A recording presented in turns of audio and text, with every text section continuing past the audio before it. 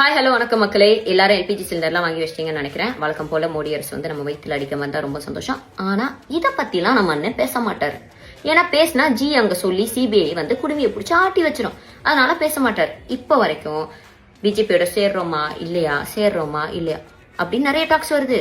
நானே சொல்றேங்க, சேர மாட்டாங்க. ஏன்னா பிஜேபி எதிர்க்கிறது தமிழ்நாடு, ஆன்டி பிஜேபி அப்படின்னு அவங்களுக்கு நரேட்டிவ் செட் பண்ணோம். இப்ப என்ன சொல்லுவாங்கன்னா, பாத்தீங்களா நாங்க சேரல, நாங்க எங்க கொள்கை எதிரியோட சேரல, நாங்க ஆன்டி பிஜேபி அப்படின்னு சொல்லி தானே ஓட்டு வாங்க முடியும். அதுக்காக அவங்க பண்ணக்கூடிய ஜோக்கு தான் இது.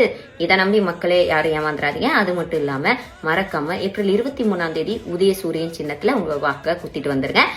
அண்ட் நம்ம பாஸ்கெட் பால் அண்ணா வேற வந்து 40 நிமிஷம் என்கொயரி சரக்கு பிரைவேட் ஜெட்ல எடுத்துட்டு போய் மாட்டிட்டாருலாம் சொல்றாங்க.